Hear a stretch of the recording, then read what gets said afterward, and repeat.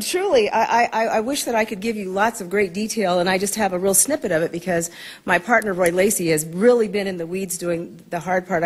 I'm going to have to say that a lot of my emphasis in the last few weeks has been on education, and when a number of people in our community came out in a big way organizationally to say they supported the current education proposal, having been the other all my life, I used other, maybe guerrilla tactics.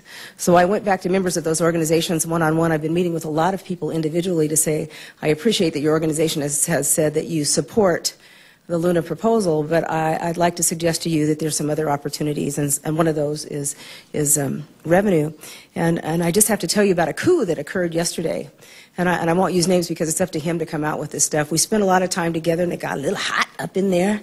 And what we walked away with was some powerful things, and from he in a leadership position with his organization, he said, we've never said that we were anti-funding education at a different level.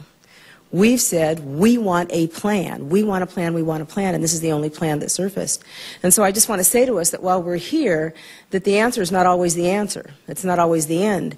And it's people like you that are willing to step out and talk to people one-on-one, talk to your neighbors, friends, people in the grocery store, strangers on the street about what you believe and what you're willing to do. That will be the difference. Because over and over again, I'm sure you've heard this because I'm sorry I came in late, is that, but it was purposeful. I had something else to do. It wasn't that I put this second. Okay.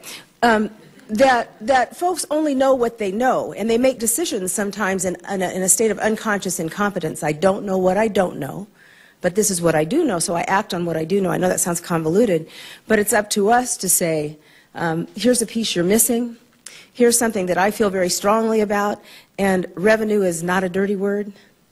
It's not a dirty word. So my colleague, Representative Roy Lacey, we both came in at the same time. We're pretty darn green, but we're really committed.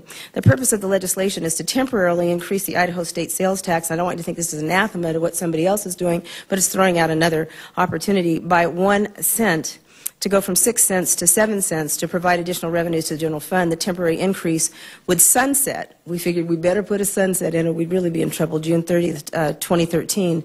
During that time, the sales tax would be removed from groceries, and a grocery tax credit would be eliminated until the same period, June 30th, 2013.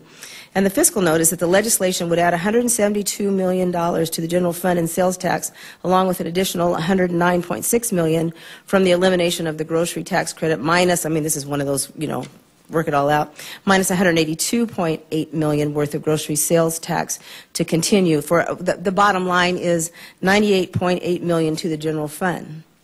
Now, the kick is, if somebody actually, if we could make this work, and we're really dancing and learning the nuances of moving things around. And, you know, sometimes your first year when you're real green, you do a lot of things that others wouldn't do, but you get a pass the first year because you didn't know better.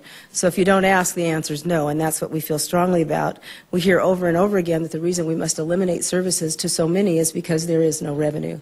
So we're just taking the risk of coming out with what we think might be a possibility. And again, from my, like Sue Chu's grassroots kind of background, we know the answer is you.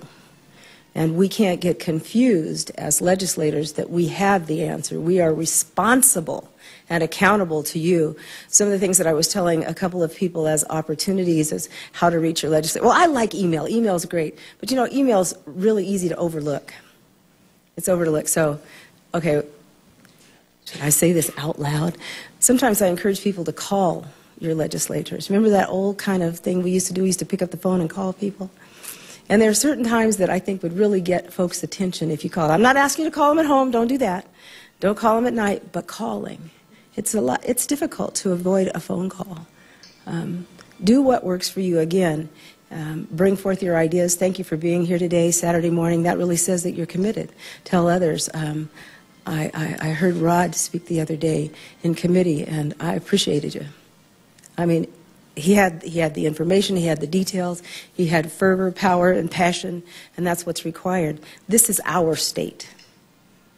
We need to speak, and we need to speak so people can hear. So thank you for being here. Thanks.